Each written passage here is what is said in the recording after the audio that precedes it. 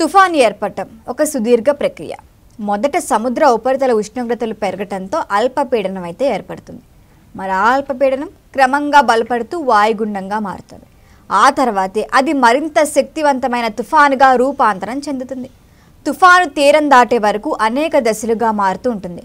కొన్ని అల్పపీడనాల దశలోనే క్షీణించిపోయినప్పటికీ మరికొన్ని మాత్రం వాయుగుండాలుగా మిగిలిపోతాయి.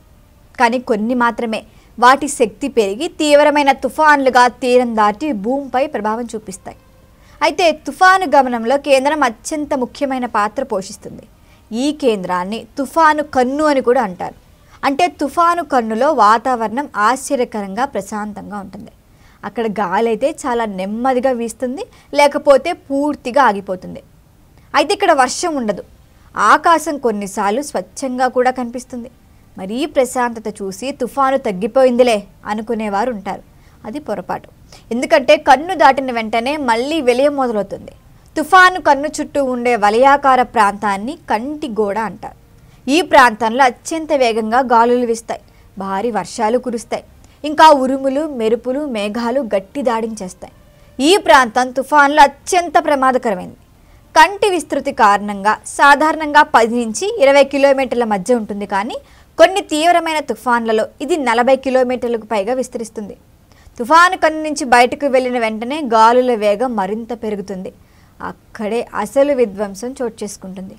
కంటి గోడల విస్తృతి 200 నుంచి 225 కిలోమీటర్ల వరకు వ్యాపించి ఉండొచ్చు. తుఫాను తీరం తాకిన తర్వాత సాధారణంగా బలహీనమవుతుంది. ఎందుకంటే భూభాగంపై సముద్రపు తేమ అందకపోవటం వల్ల దాని శక్తి అయితే తగ్గుతుంది. కానీ అరుదుగా కొన్ని తుఫాన్లు తీరం తాకిన తర్వాత కూడా బలహీన స్థితిలో ఉన్నప్పుడు కూడా ముందుకు సాగి మళ్ళీ సముద్రంలోకి వెళ్ళి కొంత శక్తి పొందిన ఉదాహరణలు కూడా మనం చెప్పుకోవచ్చు. ఆ ఉదాహరణ చూస్తే 2022 మే నెలలో ఏర్పడిన అసనీ తుఫాన్ కృష్ణా జిల్లా తీరాన్ని తాకి వాయుగుండంగా మారి మళ్ళీ కాకినాడ సముద్రంలోకి వెళ్ళి ఆ ఘటన ఇందుకు పెద్ద ఉదాహరణ. ఇక వాతావరణ శాఖ తుఫాను తీరం దాటింది అని ప్రకటించినప్పుడు ఆ ప్రాంతంలో ఎలాంటి గాలి లేదా వాన లేకపోవటం ఆశ్చర్యంగా ఉంటుంది. ఎందుకంటే అది తుఫాను కేంద్ర స్థానం, అంటే కన్ను భాగం. అక్కడ ప్రశాంతత కనిపించినా కొద్దిసేపటికే తుఫాను 2వ భాగం నుంచి దాడి మొదలు చేస్తుంది. ఈ సమయాన్ని గనక మనం గుర్తించకపోతే పెద్ద ప్రమాదం సంభవించే అవకాశం ఉంటుంది.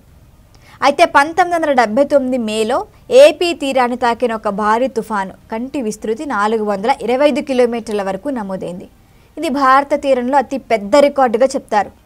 హుద్హుద్ తుఫాన్ని తీసుకుంటే దాని కంటి విస్తృతి 44 నుంచి 66 కిలోమీటర్ల మధ్యగా పొందింది.